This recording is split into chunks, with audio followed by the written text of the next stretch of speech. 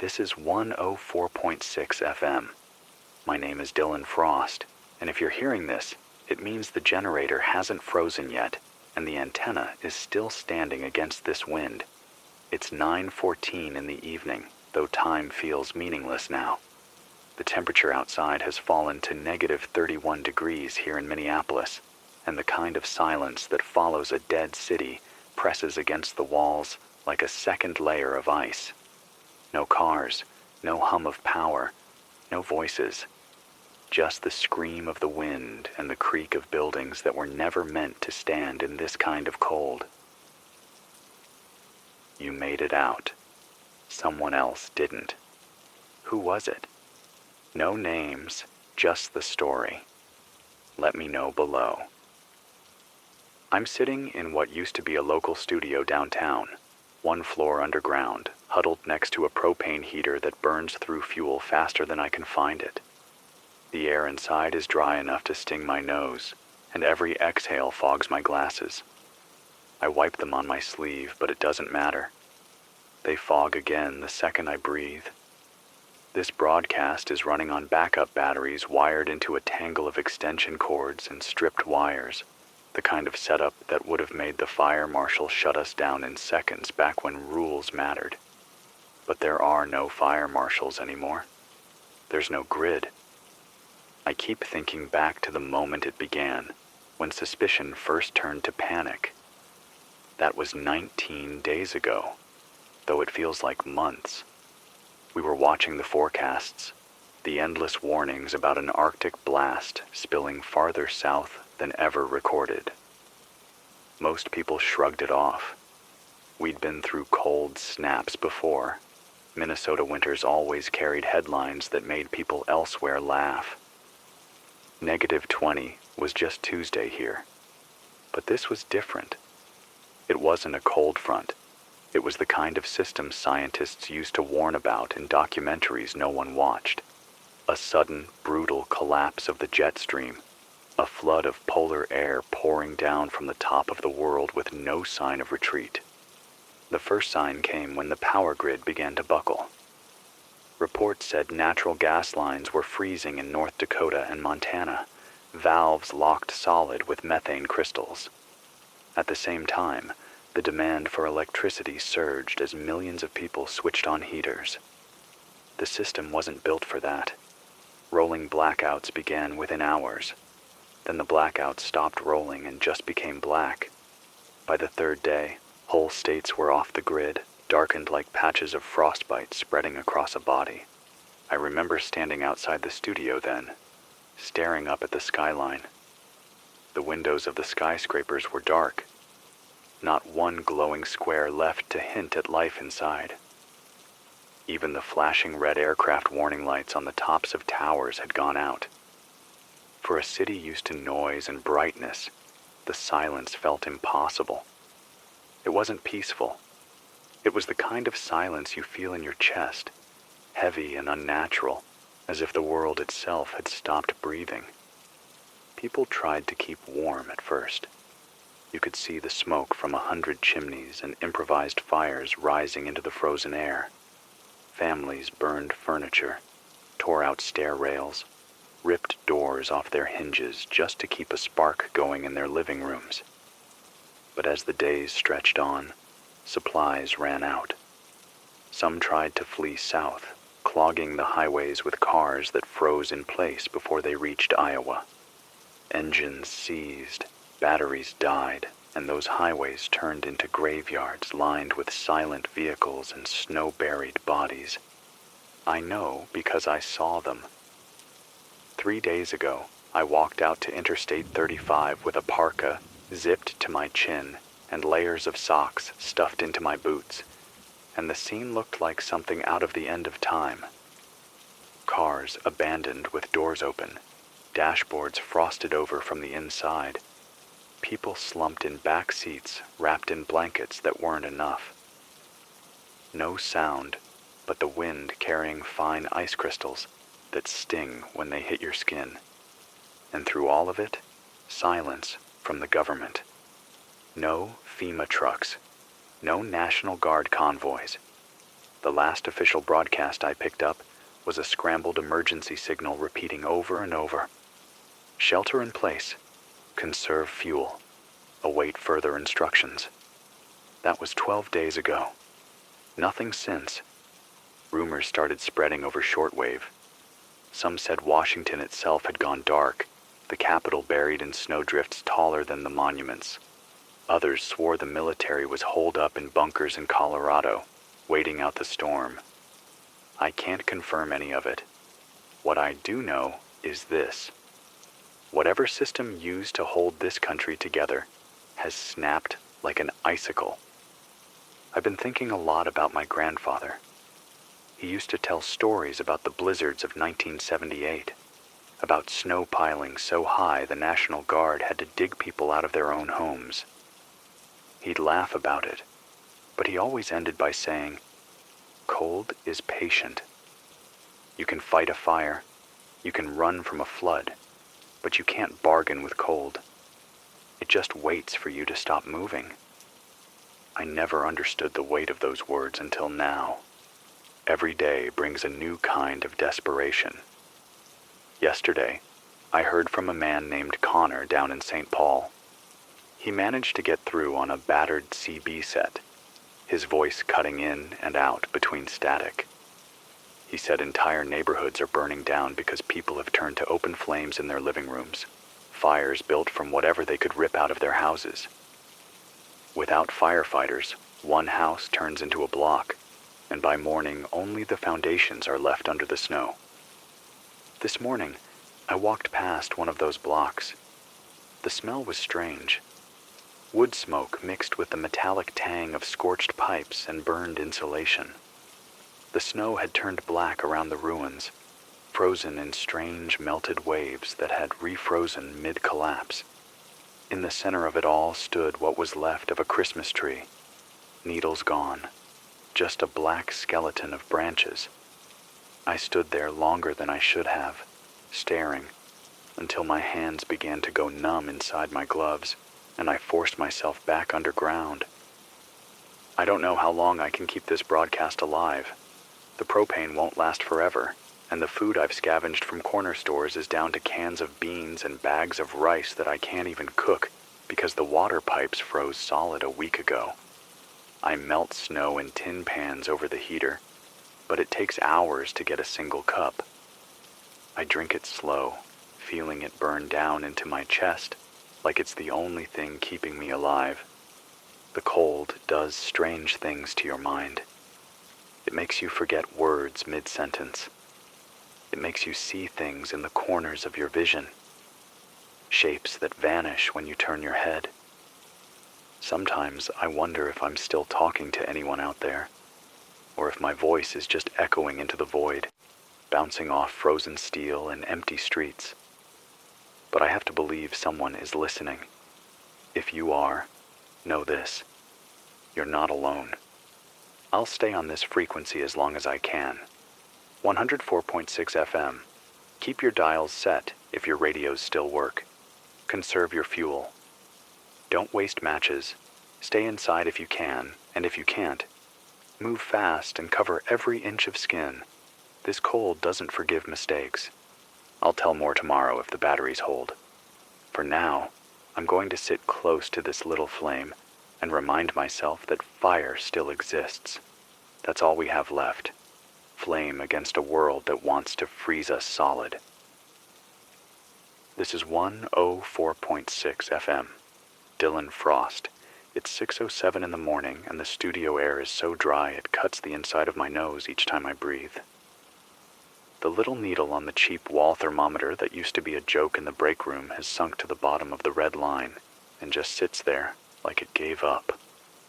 I can't feel my toes until I stamp them in my boots for a full minute, and even then, the warmth is thin and mean, the kind of warmth you get from rubbing your hands together in a parking lot while you pretend the coffee will help. The concrete in here sweats ice along the seams, slow as sap. I set a metal cup near the propane heater and keep melting snow in shifts. 1 cup for drinking and 1 cup for the little battery humidifier I found in a storage closet. That tiny stream of mist looks silly in this hard air, but it keeps the skin on my knuckles from splitting wide every time I reach across the console. Outside, I can't hear cars or planes or even the clank of a snowplow blade. I only hear the wind punching alleys and rattling the frozen ladder up to the antenna. The city is quiet in a way I've never known, like it's decided to hold its breath until spring, and spring is not returning my calls. I didn't sleep last night, maybe an hour, maybe less. The heater sputtered around 2, and I woke with my teeth chattering so loud I thought someone was knocking on the door. I got it running again, and then sat on the floor with my back to the cabinets, listening to old batteries tick as they warmed. Hunger is a dull ache I can name now. It isn't dramatic. It's just this steady pull that makes you think about a slice of bread for 20 minutes, that makes you suck on a sugar cube longer than you should, because you might not see another one for a while. I have a dented can of chili for later, and 3 tea bags I've already used twice. That's the inventory for today. I speak it out loud sometimes, not for comfort, but to make the numbers feel true, and not like the kind of daydream where you swear there's a candy bar at the bottom of the drawer you never open. A band of clouds rolled in right before dawn, and I watched a gray light seep through the stairwell window like someone had smeared ash on the glass. The air bit the inside of my lungs when I went up to check the vents, and when I exhaled, the fog drifted sideways, pushed by a draft that must be coming in from somewhere I still haven't found. I patched what I could with cardboard and duct tape. Duct tape is gold now. A whole roll is a fortune. Same for matches. Same for clean socks. I keep thinking about how we used to lose socks in the dryer and laugh about it. And now I wash a pair in melted snow and lay them near the heater and turn them every 10 minutes like I'm slow roasting a steak. I promised to tell more about the day the power truly died, the exact moment it shifted from a bad storm to something else, something that doesn't have an end date circled on a weather chart. It wasn't one hit all at once. It was a slow stripping away of the sights and sounds that said we were still inside the world we knew. The first evening the grid staggered felt like a warning. Lights across Elliott Park flickered in a wave that moved building to building, a ripple, and then came back, and people cheered from their windows. I remember hearing that and feeling a rush of relief that was way too big for what had just happened. The second night, more blocks went dark and a few stayed dark. You could see the line where the outage stopped, like a shadow laid down across Hennepin Avenue. The third day, the gas pressure alerts started showing up on phones. Those amber banners that pop down and make you flinch. Conserve fuel, they said. Turn thermostats down to 60. I laughed at 60 then. The studio was at 72 and I was still in a hoodie. That night we went to 50 in here when the building system panicked and reset itself into some protective mode that made sense to an engineer, but not to my fingers. The last morning with grid power, I woke to the smell of hot dust from the vent. That baked smell you get when the heat kicks after a long rest. I thought that meant we'd turned a corner. I poured coffee from the communal pot and stood at the window looking down at the street where a woman in a blue scarf dragged a sled piled with gallon jugs across packed snow to a neighbor's door. Simple. Kind. I made a note to ask her name if I saw her again. By noon, the coffee machine was dead, and the hallway exit signs were dark, and the little red light on the thermostat blinked once and then never blinked again. There was a sound in that exact moment, like a sigh, lifting through the building bones. And then I heard nothing except the wind. Even the buzz of the old fluorescent tube in Studio B, that faint, constant hiss, stopped. I didn't know you could miss a sound you didn't pay attention to until it was gone. That afternoon, I walked outside, and it was the coldest I'd felt up to then. Not because the number was the lowest, but because the wind took every bit of breath and turned it to glass in my throat. I learned to keep my scarf in place by pinching it with my teeth so I didn't have to touch the skin of my face. I turned onto 4th Street and saw a bus sideways in the intersection, its windows blued with frost on the inside. A man in a Vikings hat banged at the door from the outside with a rock, trying to reach someone still in there, and when I got closer, I saw there wasn't anyone to reach. The driver had laid his head down on the wheel, and there was a spider web of ice around his mouth where he'd breathed until he couldn't. I didn't stay long. The wind turned the corners into knives. That night, the emergency tone hit on the battery radio, that long, flat sound that used to make you roll your eyes during tornado tests. Then a voice came on with that clipped cadence I knew from years of being on the other side. Shelter in place. Conserve heat. Do not attempt to travel. Rolling power restoration planned. Await further instructions. It played every 15 minutes until midnight and then stopped. I scanned the band, found No A on 162.55 still ticking out cold advisories, but even those started to stutter the next day, and by the week's end, the weather voice was 2 minutes of dead air and a faint pop like someone tapping a microphone in an empty room. That's when I started to understand that we were not just waiting out a storm. We were in it. One long night, pulling tight over the top of the country like a tarp with no ropes left to grab. I think often about something a retired grid dispatcher told me last spring when our station did a live remote about electric cars. Her name was Carol. She lived near Columbia Heights and had 30 years with the utility. She laughed a lot, a deep laugh that made you lean in.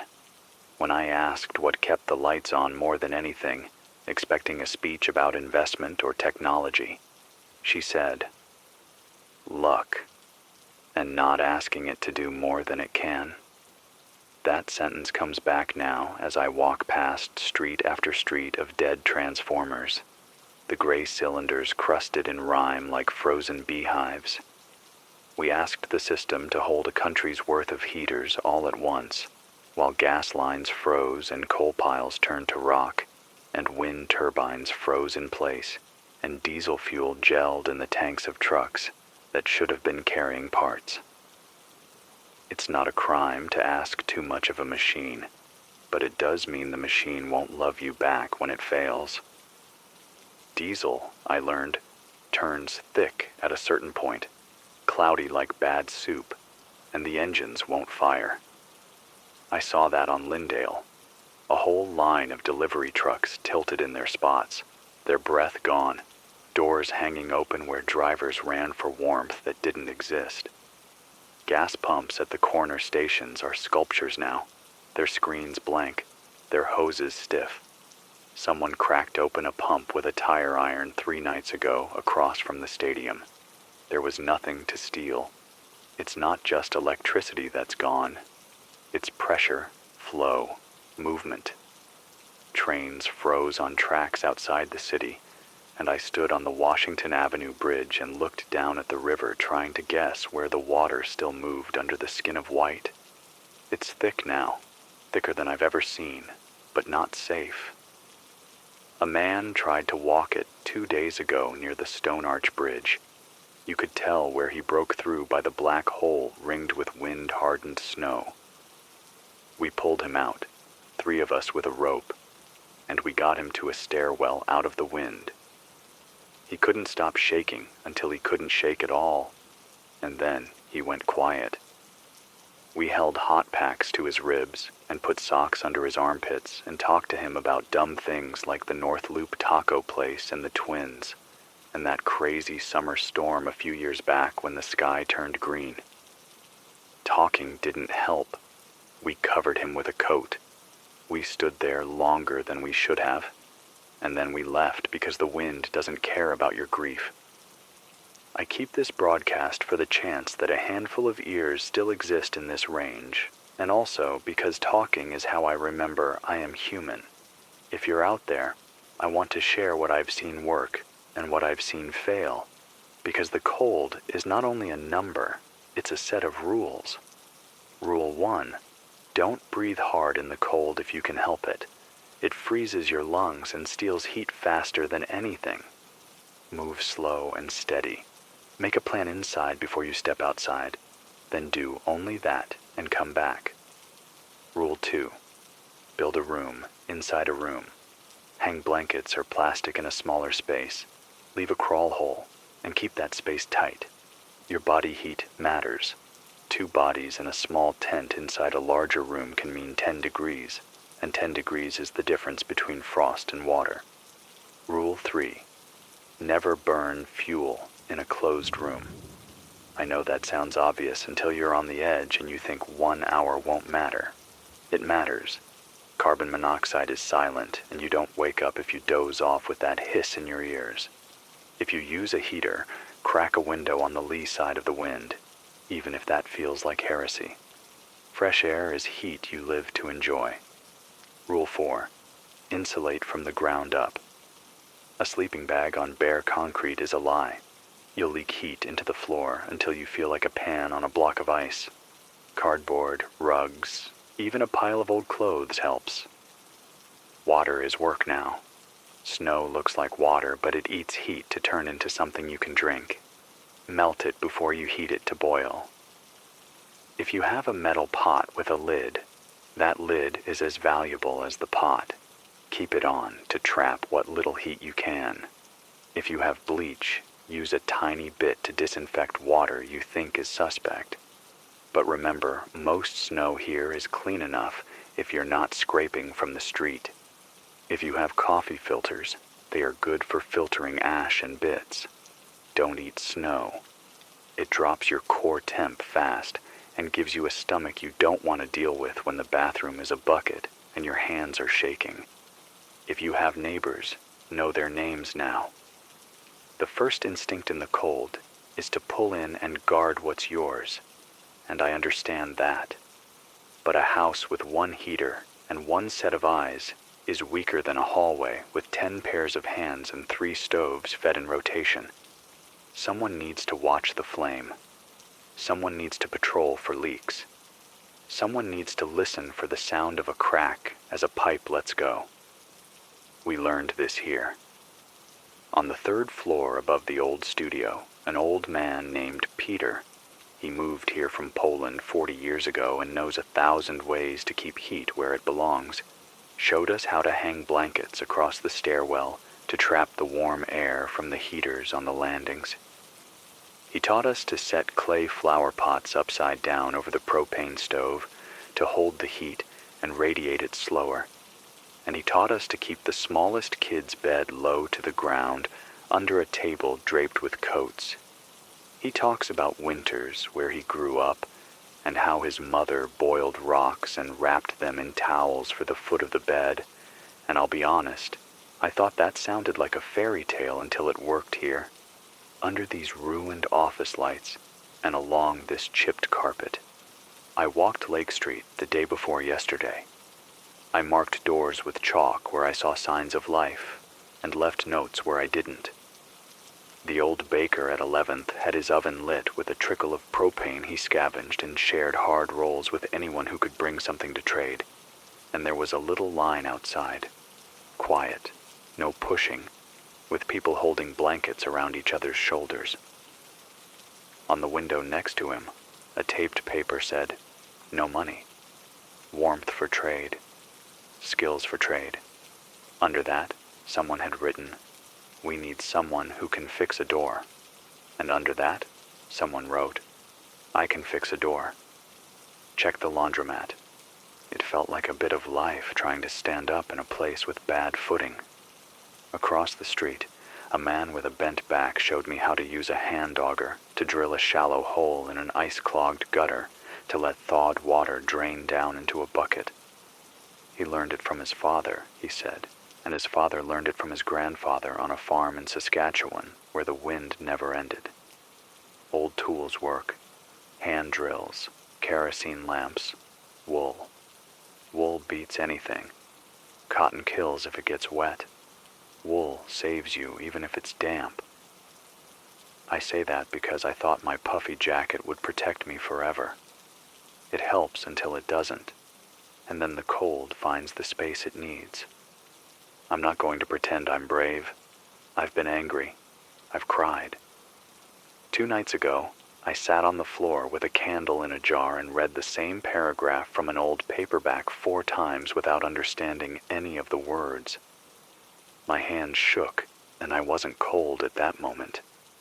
I was just scared, the kind of scared that sits behind your ribs and won't leave even when you blow out the candle and pull your hat over your eyes. The fear in this kind of winter is simple and huge. Will I wake up? Will the heater sputter out while I sleep, and will my body decide this is enough?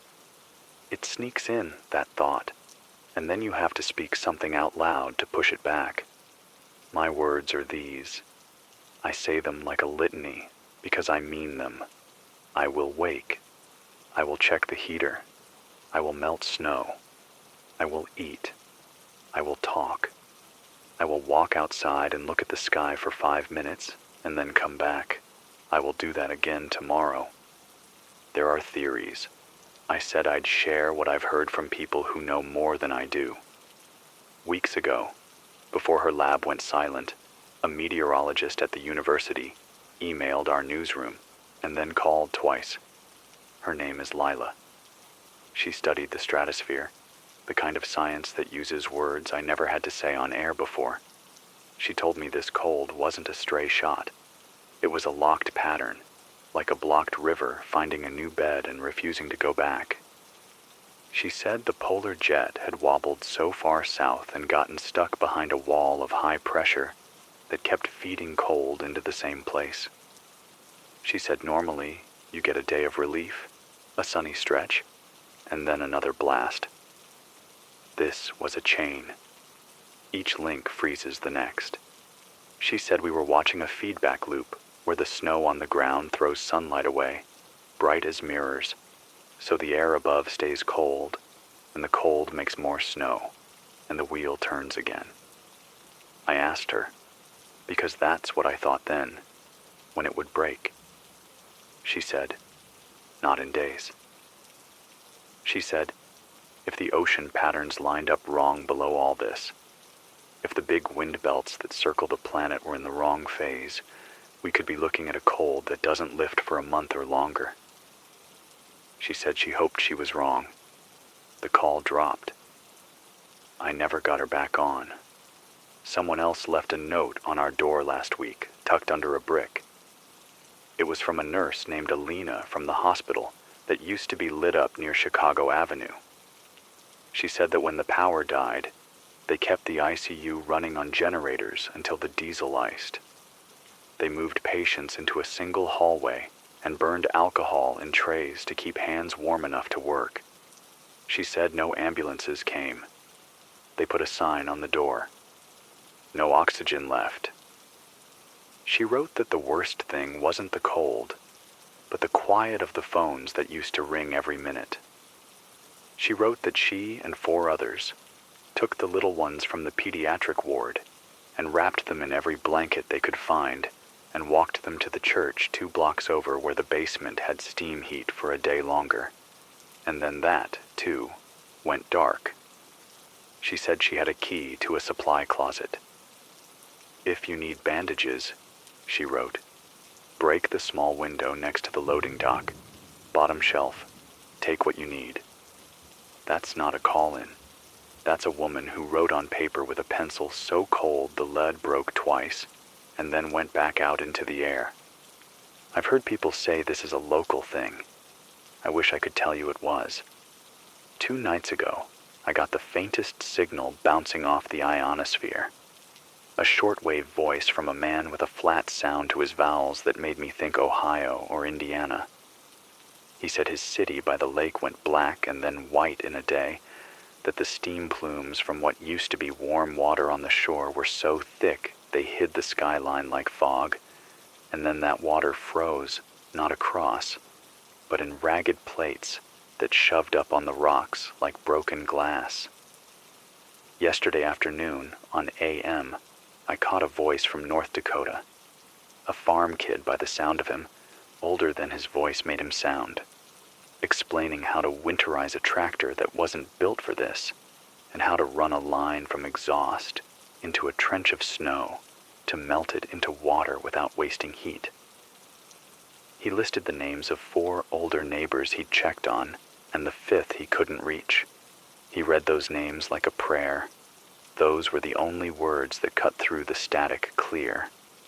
That is the map I can give you. Points of cold linked by thin wires of sound, and then long stretches of nothing. Here in the city, the social rules fell in layers. First night, you saw people sharing space, dragging mattresses into lobbies and setting up clusters like camp.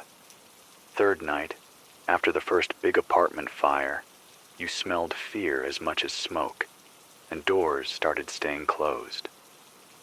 After a week, halls were empty, and you learned to knock in a pattern so people knew it was you, and not someone looking for a piece of copper pipe or a can of food or the last dry blanket.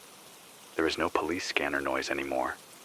The last time I heard a clear call sign was 9 days ago, and the officer's voice was calm, but the words were not. No units available. Then silence. Stores are stripped down to the cases no one wants because they can't cook them. Frozen pizza is a joke now. A bag of rice is a treasure you have to guard, so it doesn't tear and pour out like white sand you can never pick up again with numb fingers. I saw a woman try to light a fire with a paperback ripped into pieces, and it wouldn't go because the pages were glossy and the ink smelled like poison when it finally caught. We traded her for a stack of old catalogs. Thin matte paper burns kinder. These are the details you never wanted to know. I get questions in notes slid under the door or scratched into the frost on the stairwell glass, and I try to answer them here, so I don't waste the batteries writing back to each one. How do you know if you're getting frostbite? First it's pins and needles, then it's nothing at all, and that nothing is the danger. Your skin goes white, or the color of wax, and then gray, and then worse. Don't rub it. Don't put snow on it. Warm the core first, not the fingers first. Because your body is smart, and it will steal heat from your hands to save your heart. Put something sweet on your tongue if you've got it. Sugar helps, because your brain runs on it, and your heart needs it. If your friend is slow to answer, treat it like an emergency. Hypothermia looks like someone who is just tired and a little drunk, and by the time they are slurring and smiling and saying they're fine, they are not fine. Warm the chest, the neck, the head. Change wet clothes. Dry matters more than almost anything. Old news. Cotton kills. Wool saves. I'm saying it again because I keep seeing people in cotton sweatpants that wick the life right out of them. There is a church on 10th where the pastor used to feed people on Sundays. They opened the hall 2 weeks ago and ran through every blanket in the first hour. Now they stack pallets in a corner and set 3 metal bins on top and burn hardwood from a construction site that closed in the fall. There's a woman there named Maria who cooks whatever she can find in a pot older than any pot I've seen, and she puts a bowl in your hands and tells you to eat it slow and not to leave until your cheeks no longer feel cold from the inside. She taught me how to make a little alcohol stove out of a soda can, a tool I never would have bothered with before, and now I treat it like a tiny altar. If you see her and you have salt or pepper or a handful of dry beans, give them. She'll turn that into heat you can hold. I walked by a school yesterday, one of the ones with a mural of a cardinal painted across the brick. The windows were frost painted on the inside with ferns so perfect it looked like some artist had done it on purpose. In the yard, A group of kids in mismatched coats were dragging a length of chain back and forth to break the crust of snow for a path. They had a rhythm to it, and their laughter cut the air weird and bright. And then one of them saw me and waved, and I waved back and swallowed hard because it felt like hope made noise. An older woman stood with them, her breath a steady cloud, and she told me how she was teaching them to make hand warmers from dry rice and cloth, and to heat them near the stove and tuck them into sleeves. She used to teach sewing.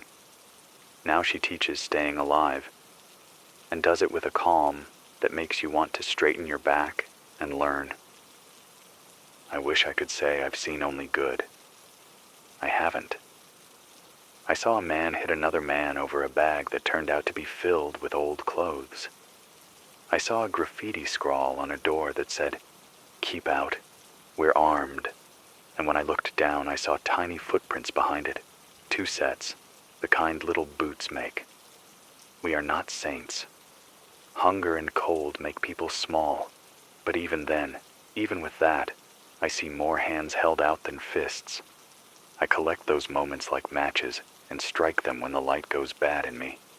If you're building a plan for your block, listen to what the elders say. I mean that as directly as it sounds. An elderly man on our floor named George showed us how to make a windbreak of scrap plywood around the building's front door, so every time someone comes in, we don't lose what little warmth we trapped. He insisted we tie ropes from the stair rail to the trash cans outside so you can hold on to something in whiteout when you have to step into the courtyard. He and a woman named Ruth set a schedule for checking on people. They are up before I am. They knock firm and say your name and wait for you to answer. They write the names in a notebook that belong to the front desk clerk, and they put a small dot next to the name if you didn't answer, and a star if you did, and a black line if you will never answer again. They draw those lines with grief, but also with duty. I asked Ruth once why she takes that job on. She said, "Because nobody did it for my sister in '96 when the heat killed her alone in her room." She said the weather doesn't care what season it is when it decides to be cruel. I know I should talk about the bigger picture. The thing behind the thing. I can only touch it.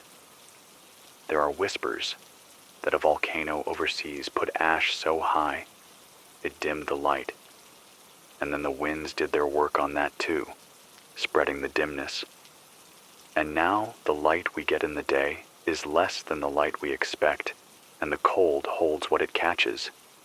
There are whispers that the sun itself has been quiet, that the cycles that give us small peaks and dips lined up wrong with our own mess on the ground, and we got a bad hand. I can't confirm those whispers. I can say that the sun we have on the few days it shows is weak and low and more like a reflection than a lamp. What I know on the ground matters more to us here. Diesel gels, gas doesn't flow, batteries die quick, skin breaks and never wants to heal. That's the science I live inside. The numbers hurt less when they are not numbers, but nails. Where do you put your weight so the deck doesn't crack? Where do you put the pot so it boils fastest? Where do you put your hope so it doesn't blow away in the first hard gust? I think, too, about the last clean voice I heard from what used to be authority. It was a guard from a unit up by Arden Hills. He didn't know anyone could hear when he keyed the mic and said the thing he said. He was cold like the rest of us, and tired like the rest of us. He said they were out of road salt and out of spare parts and out of fuel.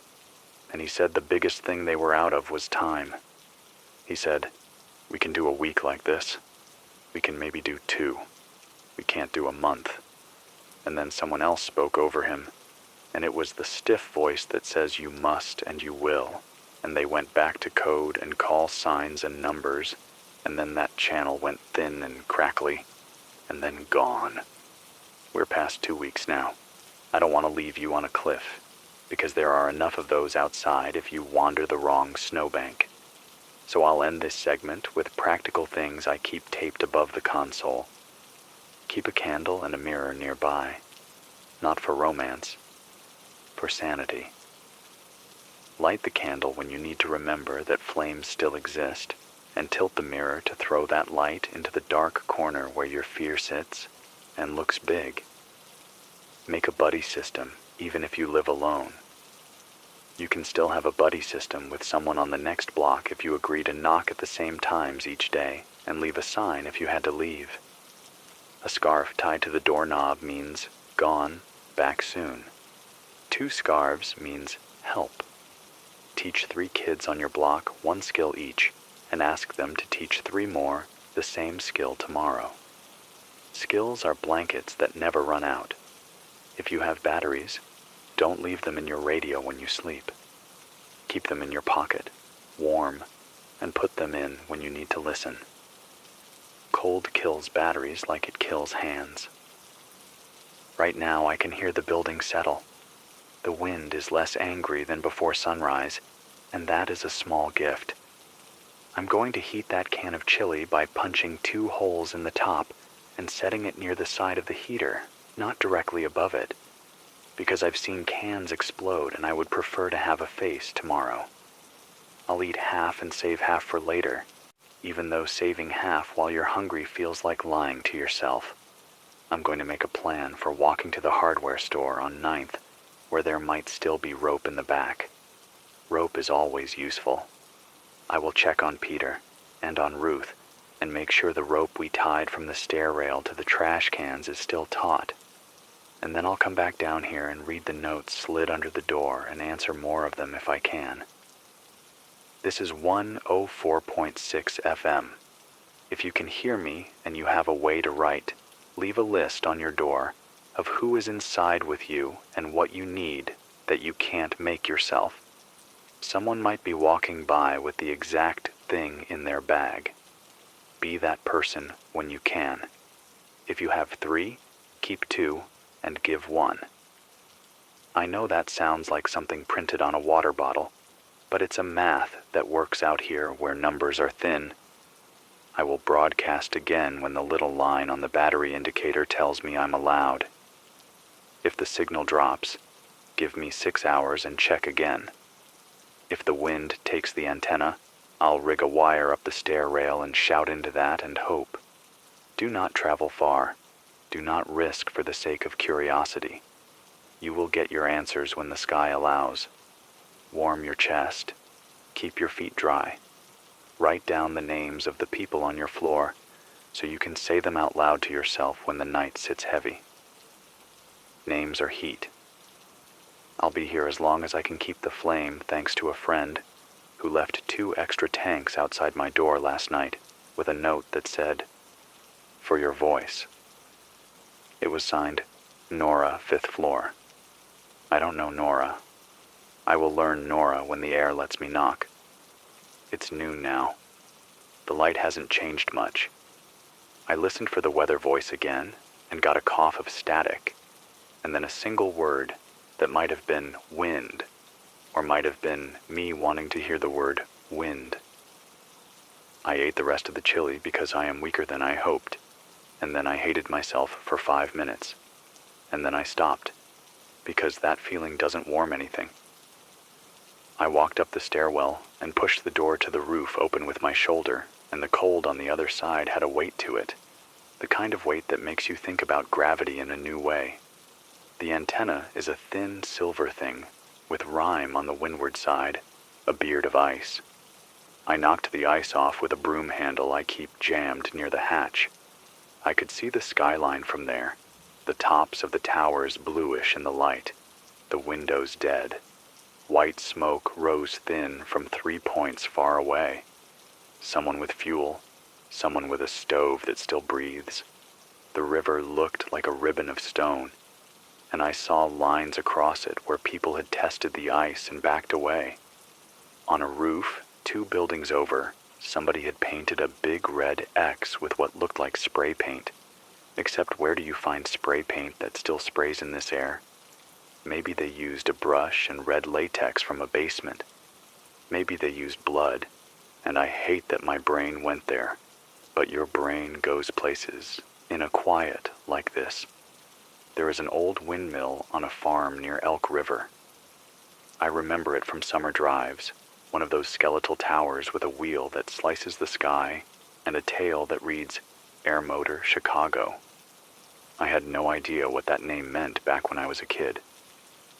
It's in my head now because someone scrawled Air Motor on a torn bit of cardboard and taped it to the door to this very studio, and below they wrote, "Windmill pumps water without power."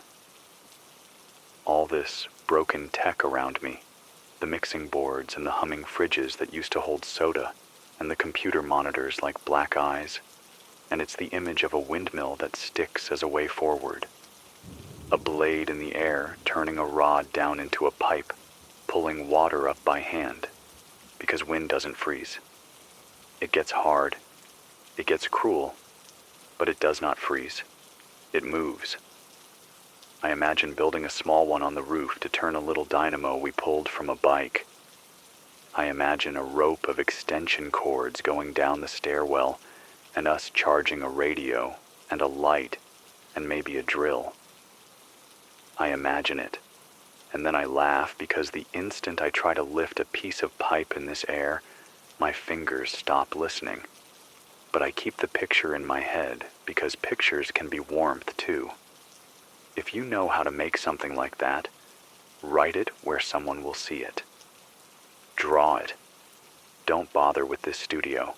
The path here is bad. Draw it on the board by the church. Draw it on the bakery window. Draw it in the snow with a stick and press the lines deep so they last an hour longer. I want to tell you about a woman named Tasha I met on the Skyway before the glass frosted so thick you couldn't see through. She had a bag of batteries and 3 pairs of children's mittens tied together with yarn, and she wore a pair of ice cleats she found in a closet and said they were the reason she hadn't fallen yet.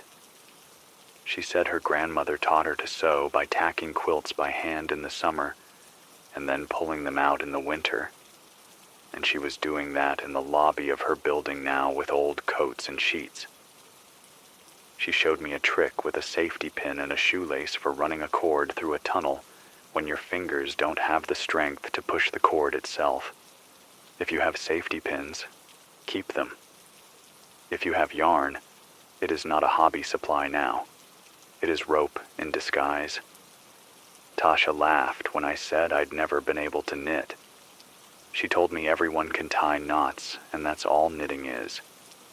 She promised to leave a note at the church with a time when she'll sit and teach anyone who shows up. I told her I'd say it here. She said radio was magic because it made your breath travel. Later, back here in the basement, I laid my hands on the board and stared at the dead lights and the dead phone lines and thought about what that guard said, how long we can do this. And then I thought about what Peter says when he sees me stare out too long. He says, 1 hour at a time is a thing a man can lift. He says that in the same voice he used to talk about soccer scores when we still had the ticker on TV. He knows more than I do about how to carry weight. So I look at the next hour. In the next hour, I will wind the hand crank radio and listen for a weather voice. In the next hour, I will check the hallway for that ugly, sweet smell that means someone is warming the wrong way. In the next hour, I will tape another seam. In the next hour, I will hold a metal cup to my lips and feel the water burn as it goes down and remind myself that burn is life being stubborn. Night is coming again, and it will be a hard one. The forecast I pieced together from nothing more than the color of the sky and the way the wind found a higher note this afternoon says the temperature might drop another 10 degrees by midnight. That means glass pops in frames and walls groan and the little cracks where our air gets in become little blades that cut our heat out. Stack rugs against doors. If you have an old doormat, nail it to the bottom of your door on the inside with a towel stuffed under. If your windows rattle, Wedge plastic spoons in the frame. Use what looks ridiculous until it saves you. When you lie down, put your hat over your face. Your breath will keep your nose from freezing while you sleep. Set a watch if you have 2 people. 2 hours on, 2 hours off. The person on watch makes sure the flame is still a flame, not just a red circle pretending to be one. This is 104.6 FM. Still here for now. Still talking, because talking keeps the dark from growing larger than it is.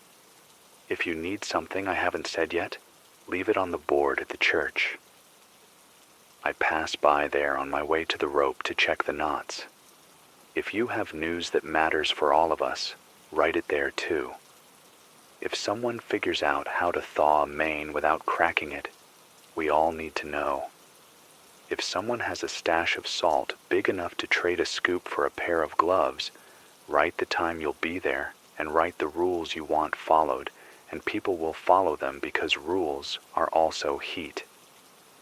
Before I close, I want to tell you that today I felt sunlight on my cheek for about 15 seconds when the clouds broke, and it wasn't warm and it wasn't bright, but it was sun, and I stood there like a fool, with my eyes closed and my mouth open, just to feel the thin line of it on my skin.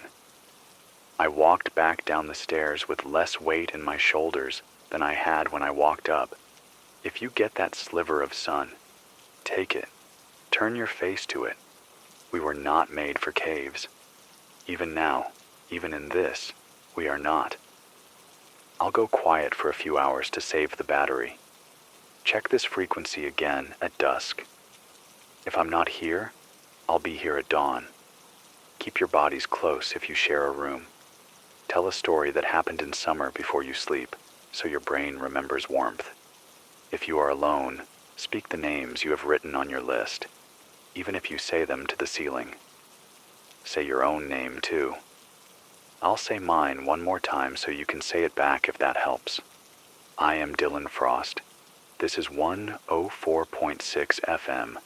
I am cold like you and hungry like you and alive like you, and I will be here until the last flame I can make, and after that I will scratch instructions in the frost on the stairwell window for whoever comes behind me.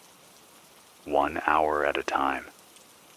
One small fire against a giant night. Check at dusk. Stay inside. Cover your mouth. Keep the flame honest. This is 104.6 FM. Dylan Frost still here, still breathing into a cracked microphone with frost crawling up the stand like veins.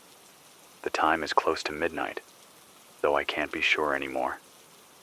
My watch lost its rhythm yesterday, slowed down like it was tired of keeping pace, and now the hands stutter between numbers instead of moving clean.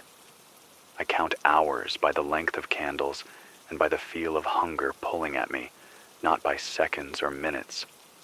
The cold has its own calendar, and all we do is turn its pages whether we like it or not. I woke earlier tonight to the sound of the building groaning like an old ship at sea. The temperature outside has fallen lower than anything I've felt yet. Someone scratched -43 on the stairwell wall in chalk this afternoon, though I don't know where they got that number. Doesn't matter. All I know is that when I opened the door to the roof for a second, the air stabbed my lungs so hard I doubled over and my knees hit the ice. Even now, I feel the burn deep in my chest. It's strange that cold can burn, but it does. It burns slow, and it burns deep, and the scars don't show until later when your skin turns waxy and wrong. We lost Peter tonight. I need to say that out loud, so it doesn't vanish into silence. He was the old man from Poland, the one who showed us how to hang blankets across stairwells, the one who still spoke of soccer games and his mother's boiled rocks wrapped in towels. He died in his chair, slumped forward, a wool cap pulled down over his eyes. The little stove he watched went out an hour before, And when we found him, his hands were folded like he'd meant to rest just a moment. I keep hearing his voice in my head, steady and patient, 1 hour at a time. Maybe he meant for us to carry it forward. Maybe he knew he'd be the one who couldn't carry it anymore. We covered him with coats, the same coats he insisted we drape across doorways to trap heat. His notebook is here beside me now, the one with the names and the dots and the stars and the lines. His last mark is half drawn, a shaky line next to someone's name. He didn't finish it. I can't tell you how much that hurts, to see his life stop mid-stroke like that. We'll finish it tomorrow. Not with a line. With something else. Maybe with fire. Maybe with words. After we laid him out, Ruth said something that cut straight through the silence. She said, "This cold isn't just taking lives. It's taking our stories, unless we tell them." So here I am, telling his. Peter was stubborn and gentle, and he saved us more than once with tricks he remembered from another continent, another century. If you hear this, if you're alive somewhere in this frozen map, say his name once. Whisper it. Names are heat. I've been watching the skyline. Tonight, there are no plumes at all, not even the thin smoke I saw yesterday. That could mean the fuel is gone, or it could mean the people who tended those fires are gone. The only glow is from the moon on the snow, a hard blue light that makes the city look carved from glass. I stood on the roof for 2 minutes too long and felt the cold slipping through my boots like it wanted to root me to the spot. I came back down with my teeth clattering so loud I couldn't hear my own steps. But I needed to see it. Needed to know if anyone else was still burning. There are theories still swirling in my head from scraps of broadcasts. Some say this is a volcanic winter, ash high in the stratosphere choking the sun. Some say the sun itself is weak, some cycle we didn't prepare for. Others mutter about war, about something detonated far away that changed the sky. I don't know what's true. All I know is what I can see. Ice creeping thicker on every window, pipes splitting in the walls, metal brittle enough to snap under my boot, and silence from every frequency except the rare voice carried by accident through static. Yesterday, I heard one. A woman's voice, faint, broken by bursts of snow static. She said her name was Carla, from Madison, Wisconsin. She said the lakes were frozen solid and the hospital generators had quit on the 6th day. She said she was caring for 3 children in a basement lit by candles, and that she had 2 jars of peanut butter left. Then her voice cut out mid-sentence. I don't know if it was the batteries dying or her. I keep the dial set in case she comes back. I whisper her name sometimes when I melt snow. Names are heat. The streets have changed. They aren't roads anymore. They're white canyons with drifts higher than cars, higher than trucks, some higher than storefronts. You walk them like tunnels, and the walls lean in when the wind shifts, and if you're not careful, you disappear under one fall. Yesterday I saw the roof of a bus barely visible, like a fin of a whale caught in frozen surf. Inside, the seats were caked with frost like a cave. I touched the metal pole, and my glove stuck for a second, a kiss of cold that tried to claim me. I can't stop thinking about food. Hunger sharpens the edges of every thought. Today, I dreamed about fried eggs sizzling in butter, the yolks bright as sun. I woke with saliva freezing at the corner of my mouth. That's the cruelty of it. Your brain remembers plenty while your body empties itself hour by hour. We ration what we have left. Beans, rice, cans dented and dusty. We break crackers into 4 pieces and call it a meal. But we're still here, still chewing, still alive. There are moments of defiance. Tonight, Ruth pulled out a deck of warped playing cards and insisted we deal a hand by candlelight. Our fingers shook, but we played. She told stories of summers at a lake when the air shimmered with heat, and for 5 minutes the room felt warmer just from her voice. That's how we fight this. With stories, with names, with stubborn little acts of life. To anyone listening, don't let the silence eat you. Talk, even if you're alone. Say words into the dark. Say your name. Say the names of the dead so they don't vanish. Say what you'll do when warmth comes back, even if you don't believe it will. Promise yourself coffee on a porch, a walk by water, the smell of grass. Anchor yourself to the world that was, so you can pull yourself through the world that is. I don't know how many more nights I can push this transmitter. The batteries wheeze, the heater coughs. My hands ache from scribbling notes and patching cracks, but I will keep talking until my breath itself freezes. Because Ruth was right. If we don't tell the stories, the cold doesn't just kill us, it erases us. So I'll say it again. For Peter, for Carla, for anyone still alive out there, this is Dylan Frost, 104.6 FM. One voice against the wind, 1 hour at a time.